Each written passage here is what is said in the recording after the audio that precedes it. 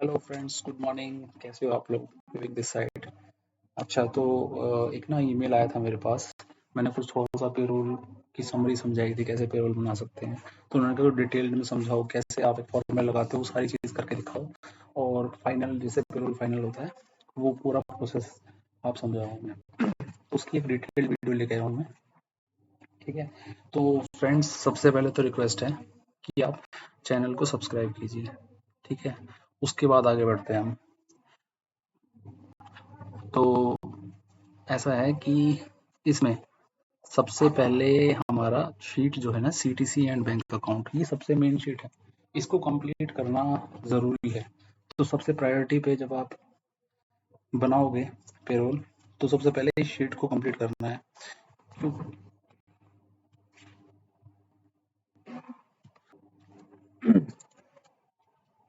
तो जो प्रोसेस होता है ना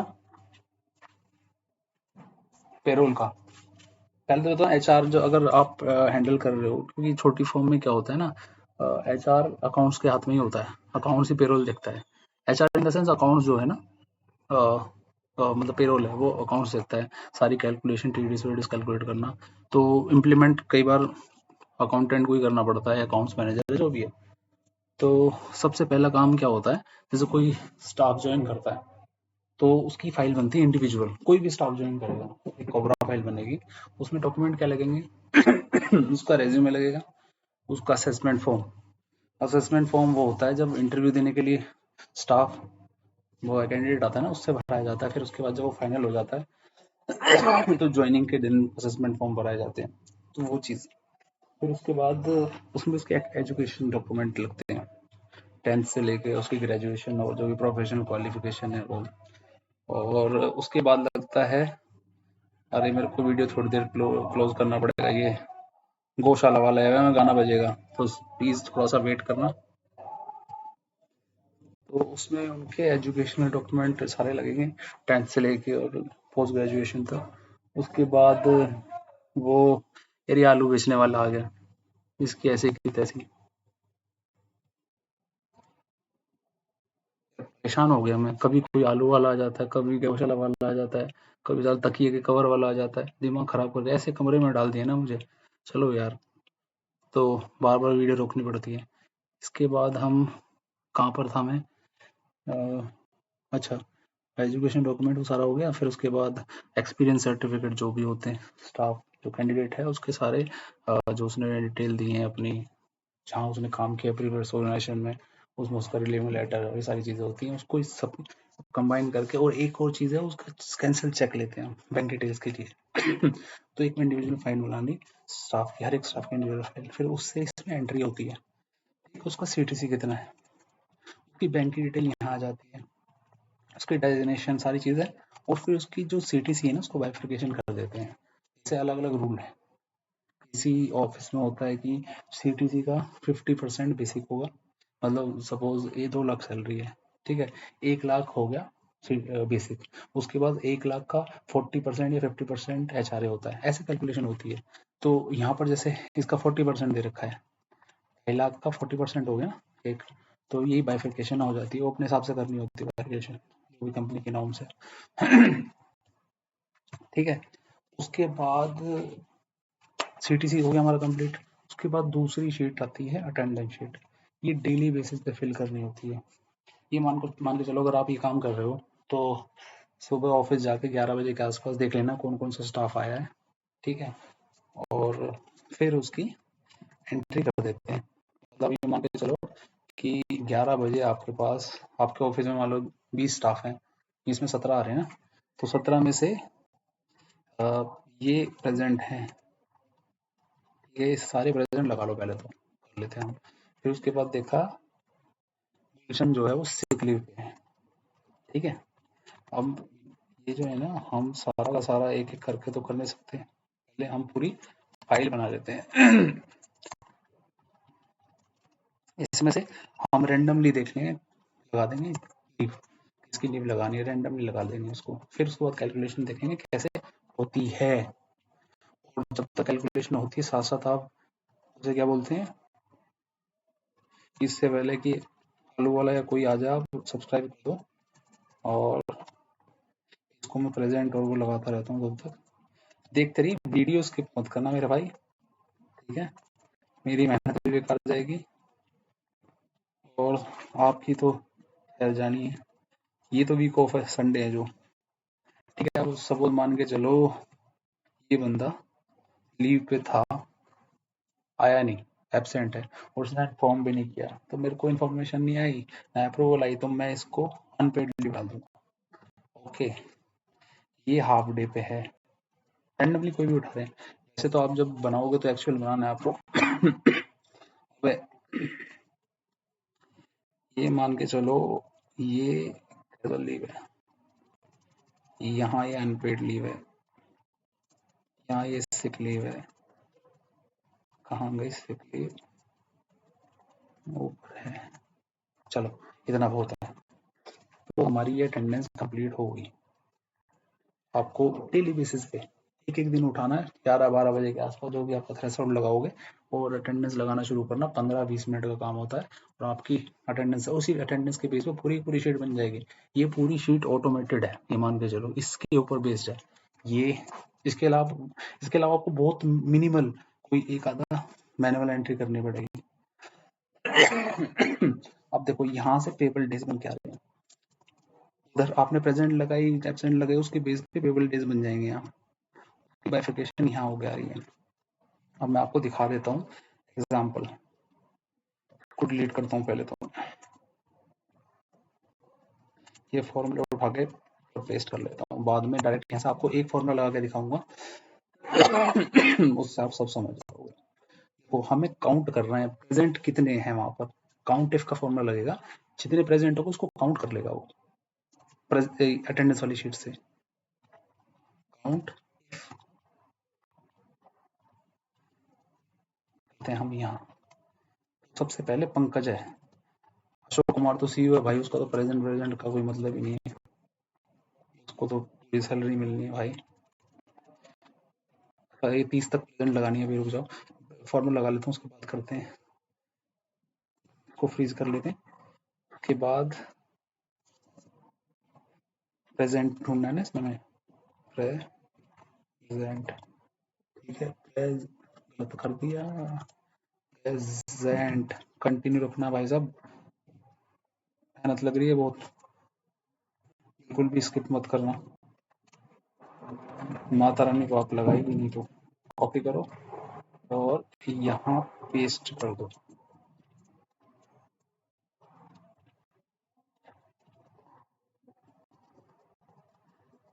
ठीक है, पहले ये देख लेते हैं, ये हमने 26 के बाद कुछ नहीं लगाया, इसको हम प्रेजेंट लगा देते हैं सारा। ठीक है, ये हमारी हो गई। अब मैं सारे में कॉपी पेस्ट कर देता हूँ इसको।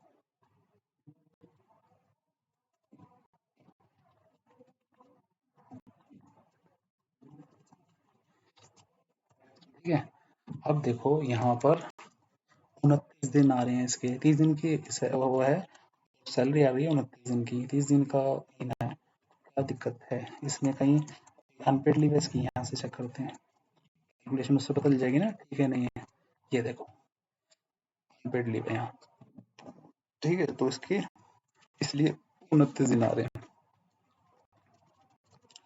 यहाँ 29.5 आ रहे हैं। एक तो कोई लीव होगी इसकी, CLSL होगी, इसके पैसे मिलते हैं, सिक लीव है, अगर सिक लीव का बैलेंस होता तो पैसे मिलते हैं उसके, डिडक्शन नहीं होता। और आधी जो है लीव उसने हाफ डे लिया है, ये हाफ डे का पैसा घटा हुआ है, तो हो सकता है उसने हाफ डे की अप्रूवल ली हो, अगर उसकी अप्रूवल है तो यस कर देंगे, ये लिखना है इसमें, एंटर मारना है, तो ये 30 दिन हो गए। ठीक है, ये सब ऑटोमेटेड है, कुछ नहीं, बस फॉर्मूले लगे हुए हैं। अब नेक्स्ट मंथ आएगा ना, आपको ये फॉर्मूले नहीं लगाने, आपको सिर्फ ये चेंज करना है, इस इस शीट को यहाँ पर प्रेजेंट, और ये डेली बेसिस पे आप करते जाओगे, वहाँ सैलरी बनती चली जाएगी। ठीक है, अब आपका पेबल डेज कंप्लीट हो गए। अब आते हैं हम सैलरी शीट पे, ये हमारी सैलरी शीट है, इसको मैं हटा देता हूँ पहले,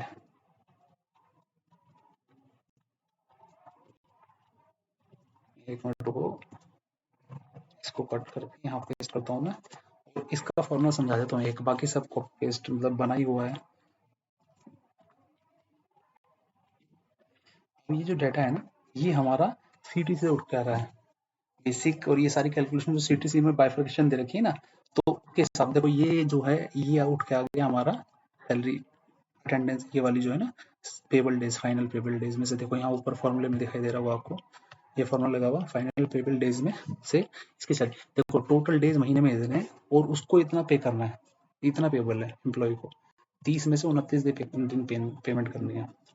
अब यहाँ पर इसकी बेसिक सैलरी कितनी है शेखर की, और उसमें से पे कैसे करना है, तो इसका फॉर्मूला लगेगा लुकअप क्राइटेरिया है एम्प्लॉय आईडी, F4 करेंगे एक बार, दो बार, तीन बार, उसके बाद हम जाएंगे सीटीसी पे, ठीक है। सीटीसी में हम इसे पकड़ेंगे, ये 7 नंबर पे देखो, ये नीचे 7 नंबर दिखाई दे रहा है बेसिक, पर हम पूरे टेबल को करते हैं F4 पब्लिक और 7 0, 20,000 रुपये, ठीक है। लेकिन हमें 29 दिन का देना है, हम क्या करेंगे, एक दिन की सैलरी निकालेंगे पहले, एक दिन की सैलरी निकालने के लिए मंथ के जितने दिन है उससे डिवाइड करना है, और कितने पेबल डेज हैं 29, इससे मल्टीप्लाई, ठीक है। तो 19,000, 20,000 था वैसे इसकी ये बेसिक, और बनी 19,000 रिडक्शन होने के बाद, एक दिन की रिडक्शन होगी।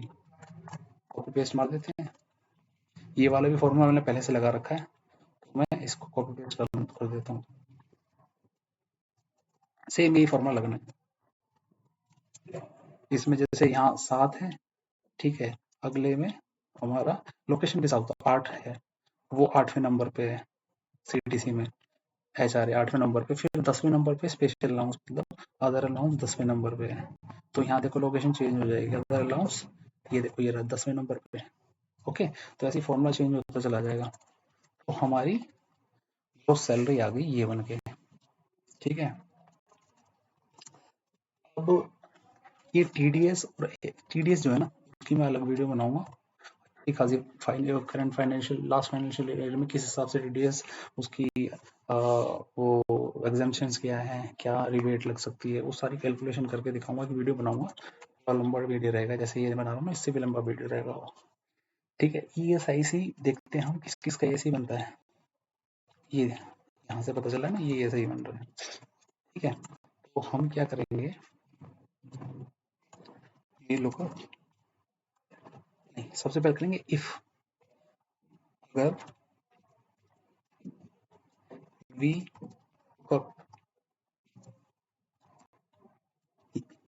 अगर ये कहाँ है, हम इस पे, ठीक है, अगर ये ESI है 13वें नंबर पे, ये ना, ठीक है, F4 कर लेते हैं, अगर ये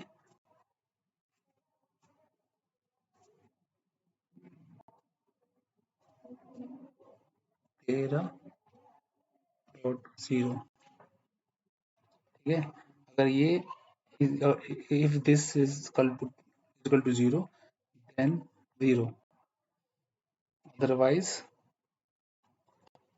जो गड़बड़ लग रही है देख लेते हैं, फिर भी this into 0.75%, ठीक है। इसको कॉपी पेस्ट कर लेते हैं नीचे तक, ये देखिए इसमें क्या आ रहा है, अब आपको फॉर्मूला समझाता हूँ मैं क्या है, देखो ये वी लुकअप का फॉर्मूला लगाया मैंने, यहाँ देखो वी लुकअप, ठीक है, और सेलेक्ट किया मैंने किसे, इसे, इस लोकेशन के लिए अगर ESI 0 है, ठीक है, तो यहाँ 0 आ जाएगा, और अगर ESI में कुछ अमाउंट है वहां पर, तो क्या होगा, इस अमाउंट का 0.75% ये लगाया ना, O11 का 0.75%, सैलरी सीटीसी जो होता है एम्प्लॉय की, उसका 0.75% कंट्रीब्यूशन एम्प्लॉय का होता है, और 3.75 कंपनी को पे करना पड़ता है कंट्रीब्यूशन, तो ये ESIC कैलकुलेट ऐसे हो जाएगा, ठीक है। तो हमारी सैलरी शीट फाइनल होगी, बस इतना है। अब इसमें 1000 एम्प्लॉई है तो भी यही चलेगी, बस आपको इसको अपडेट करना है, ठीक है। सैलरी शीट फाइनल हो जाएगी आपकी। और सबसे इम्पोर्टेंट चीज़ इसमें क्या होती है कि आपको ये जो चैनल है इसको सब्सक्राइब करना है और लाइक करना है और कहते हैं ना सब बेल आइकन पे दबा देना जो भी है, ठीक है? वीडियो मैं बनाता रहूँगा और अगली वीडियो में मैं लाऊँगा ऑटो, इसी वाली सैलरी शीट को उठाऊँगा और ऑटो पे स्लिप कैसे बनेगी इससे। सिर्फ आपको एम्प्लॉयी आईडी चेंज करना होगा, सैलरी स्लिप तैयार हो जाएगी, ठीक है? वो अगले वीडियो में लेके आता हूँ। ओके, अभी के लिए बाय बाय और प्लीज़ यार सब्सक्राइब करना।